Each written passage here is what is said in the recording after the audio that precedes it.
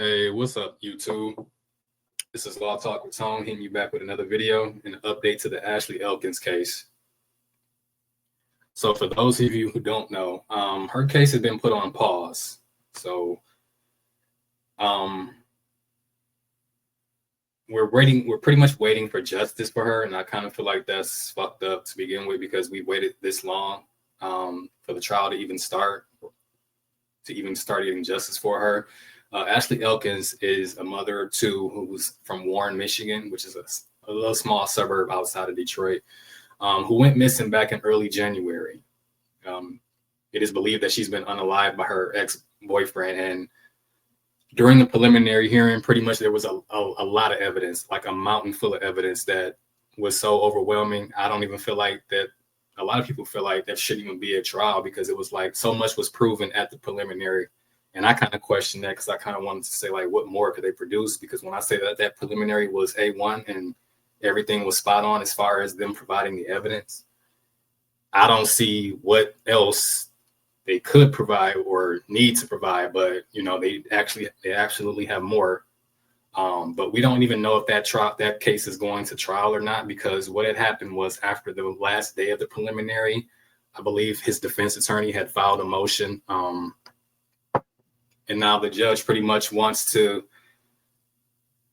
hear oral arguments from both sides, the prosecution and defense. And while they're doing that, or before they can do that, they would like to get the transcripts transcribed, which is going to take 2 to 3 months. So that is why the preliminary has been paused, is because they're waiting for the transcripts to be transcribed and exchanged to both sides of the prosecution and defense.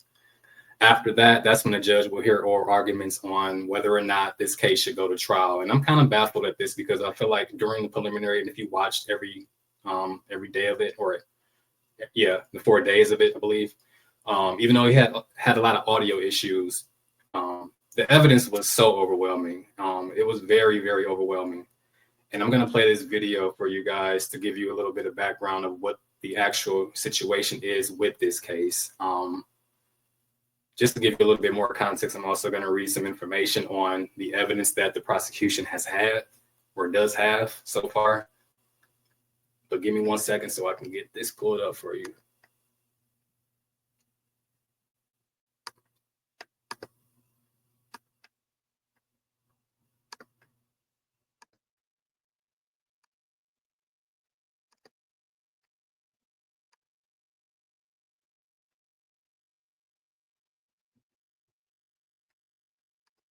Here we go. The preliminary exam for the man accused of killing Ashley Elkins has wrapped up, but there's still no word on whether that case will go to trial. Elmeyer shows us why no decision was made today.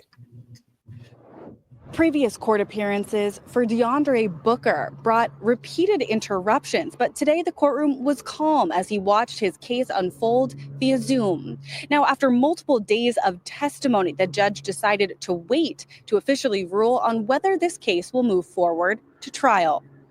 This case is complex, to say the least. Friday was the last day of testimony in the preliminary exam for DeAndre Booker, who's accused of killing his girlfriend, Ashley Elkins, late last year. Prosecutors and the defense brought upwards of 200 pieces of evidence over multiple days. Close to 200 exhibits, including a lot of videos. I'm told that the transcript itself could be some 1,000 pages. In Friday's testimony, Lieutenant Scott Burley of Roseville Police outlined the difficult conditions officers faced searching a dump last January for Elkins' body. How would you classify the search that took place in that landfill during that week? It would have been like looking for a needle in a haystack. There was that much area and that much material to move. The judge decided to allow the transcript to be typed up by court officials and distributed to prosecutors and the defense before oral arguments in a couple of months.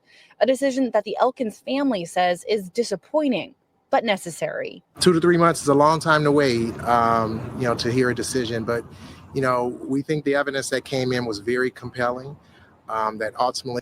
I'm gonna pause it right here. 2 to 3 months is very, is shocking. because I kind of feel like they had a lot of factual evidence, and the evidence was very overwhelming. And this is Ashley Elkins' uncle, who's also an attorney as well. And based on what we just heard, we know that her family is disappointed, but they're still looking forward to, of course, saying that we have to get this done because it is necessary so that they can get justice for their daughter. But I just feel like that length of time is kind of like, damn, because it's like it's pretty much going on a year so much. Because we're almost at the end of the year, honestly, with 2025. And that's a lot as far as the wait to hear both sides. But I'm kind of curious to see what argument the defense can pretty much present, because I don't know that they didn't pretty much try to establish much during the preliminary. They didn't try to say, the only thing they kind of established was that she probably had a boyfriend somewhere else, and that's where they're trying to, I guess he was trying to implicate that particular person, but that person doesn't exist based on what her family knows, because she was not in a relationship. But I just kind of wanted to know, like, what argument can he present to the table to see that why this case should not go to trial, because from what we've heard at the preliminary, everything points to DeAndre Booker. But I'm gonna continue playing for you guys. The judge will bind them over to circuit court for trial.